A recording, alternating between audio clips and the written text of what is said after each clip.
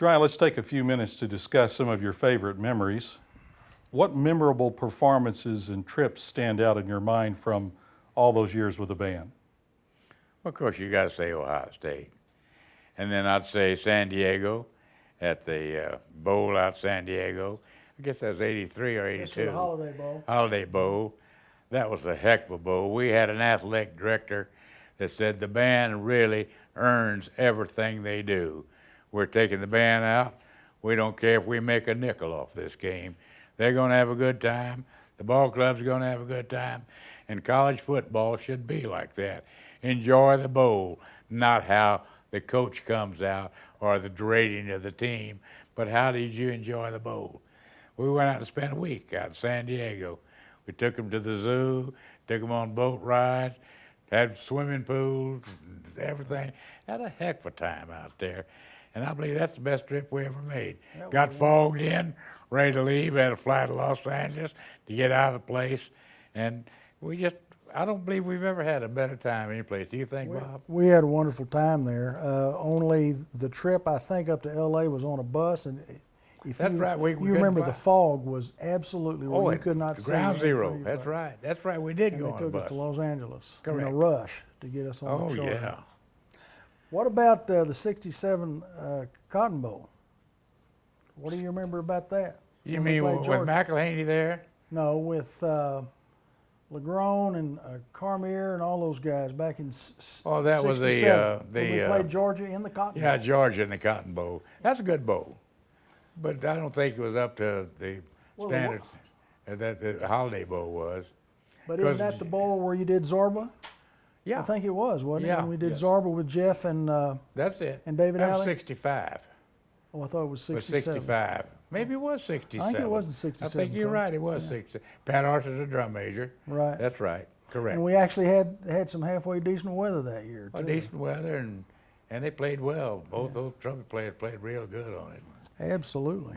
And the Georgia band came out. You know, they didn't have too good an attitude. They're much better Georgia band down there now.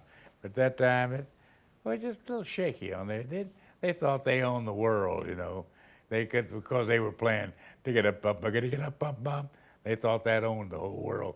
You know, so.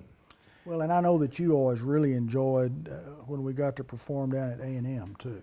Well, Aggie Land was always a favorite because of tradition. There was a lot of mutual And respect I knew there. Joe, Tom, and all those guys did down there. Right. And they always treated us with respect and dignity. So Yeah, we had some wonderful. we had some wonderful good times games down there. down there, sure did. You mentioned the bus a minute ago, and I was going to get to see if you knew anything about, had any ideas about the origin of the Hell bus, the study bus, and the elite bus. How did that come about? Well, the elite bus was some guests that we usually have and seniors on there, and that was supposed to the upper class, if that's what they're called. And then the study bus for people who are serious, want to study. And then the hell bus is when they usually made up songs during the year they were going to sing, made up lyrics on the hell bus. And they're all types of songs. We sang them at the law school, not for the public, but made them up at the law school convocation area. Right. Remember that time, dude? Right. And they would keep all these songs. I've got a bunch of them someplace. I try to burn them. they were just all songs guys made up for the fun of it. But and a lot of freshmen were going on the hell bus because they were told they wanted to be on the hell bus. I don't think that they had a lot of choice. I don't think they had too much choice, and they enjoyed it. Had some great times. In '68, SMU played Oklahoma and won the ball game in the Bluebonnet Bowl. Right. What do you remember about that game? I remember Levice. I guarantee you I remember who it was. End zone catching that touchdown pass. And we had taken some people, Frank Malone took us to the old Shamrock Hotel after that ball game, and Frank Sinatra Jr. was performing there. Had a real good time. That wasn't near illustrious bowl, though, as any of them, did you think? Not as memorable as the other ones were, I don't think. If I remember correctly, Texas had that ice freeze at that time up here, and they were playing what, Montana? No, they were playing, Brigham Young, I guess, weren't they playing? Might have been. And they had that ice bowl where some people had to wait 2 and 3 days to get back in their homes. They had no air conditioning, no heating. Right. And we were down in Houston just comfortable Well, as and we we could got be. to go to Houston, every year, so That was not probably really, one of the reasons why no, that wasn't not that too much. memorable a trip for some. I do know that a few University of Houston band uniforms may have showed up at our motel, but we never could find out where they showed up from. But they showed up there somewhere. I don't know how that happened. I didn't think you did, but I just wanted to check with you while we're on tape, be sure you didn't know anything about that. My goodness, how things happen, you never know about They it. just get by you, don't they, Coach? Going back to the 3 buses going to each of the ball games, there were times when people actually got thrown off those buses. Well, if they were ill conduct, if they did please the crowd that was aboard the buses, they were sometimes asked to please leave and get their act together. Right in the middle of the highway, as I recall. Well, we didn't leave them stranded for a while, just a little bit to shake their attention once or twice. They hitchhiked a couple of cars, couldn't get a ride, so they wait for the bus to come back to them. There was always people following along behind that would Oh, yeah, have pity yeah. on them and pick them up. For all UX bandsmen out there, you knew this next bit of history was bound to pop up in conversation sooner or later. Butch didn't let us down when he asked Coach to talk about that famous SOB story. While we're talking about buses, I know this is famous, but there's going to be some freshmen coming along years to come that hopefully will see this video. And I know there's been a lot of versions of this. I happen to have been there, but I want you to just tell that story one more time when you remember who that was off the bus in Oklahoma? Our trumpet player? Jan Jordan? Jan Jordan.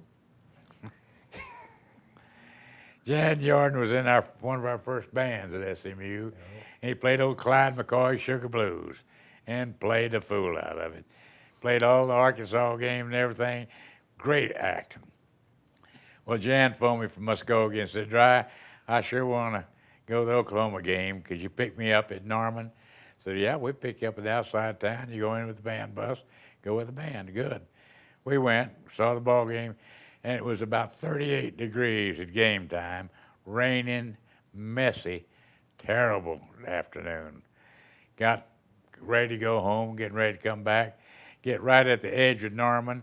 We stopped to let him off of the bus so he could get to his car, and a policeman came rolling aboard that bus and said, get this bus out of here right now. You're blocking that traffic up there. Get out of here. I said, officer, just a moment, sir. We're letting this man off to get his car. I said, now, get out of here. I said, officer, I don't want to do that. Can I ask you a question? He said, what do you have in mind? I said, what would you do if I called you a SOB? He said, I couldn't do anything if you called me an SOB. And I said, well, he said, I'll take you to jail, that's what I do. I said, fine. What if I said, I think you're an SOB? He said, well, I can't do anything for you if you say you think I'm an SOB. I said, fine, I think you're an SOB. We got him off the bus, he got out. We got up. That story has followed me all these years. Yes. Coach, I hate to tell you, but you did that down at UT too, because I have witnesses. Well, sometimes We you have have to use it the last straw. That's right. It was a good one, though. It was a good one. That's a great story. Yeah, I think that story was used more than once or twice or even 3 or 4 times over the years. Well, when you find something that works, use it. Coach, I bet you remember when we moved out to Texas Stadium and they changed how they let the band in. And remember, they never would let our wives and girlfriends walk across the field with us That's after right. the game. And I can remember you out in the middle of the field with the entire security force of Texas Stadium Don't take around me to you. jail. Yep. And you were going around to every one of them, one at a time, and telling them what you thought about that rule. And while you were doing it, we were all taking our wives and girlfriends across the field, walking around. So They're going out. that was a Then I great got hold of Burt idea. Rose. And Burt Rose around the stadium, and I was still doing that. I said, are we renting this stadium or are we not renting this stadium? if we're renting this stadium, I gotta say so, so get rid of that cop right now. And Bert Rose says, would you please let him go? And he sure did. They all took a, well, that's a slick trick. I gotta remember that one. I thought you might How many have done times you pull that? a few. You didn't like gatekeepers a whole lot. I wouldn't do that, Butch. I'm nice, gentle. You even said a few bad things that one at Cotton Bowl. Oh, I never, you know, bowl tenders and me always got along so well together. Something about when Every you, security guard, TCU, Texas, Cotton Bowl, doesn't make any difference. We always had a differences. well, tell me, I often wondered, security at the Cotton Bowl was pretty tight. How come you were the only one to ever get to drive their car down there and park it? Influence. I see. Okay. Well, I thought that was going to be a long story. It wasn't at all. oh, you make something out of that, but I stopped that one, didn't I? yeah, you did. So there may be something that you don't want to talk about on. Well, I can't give away the source of your entertainment. I understand.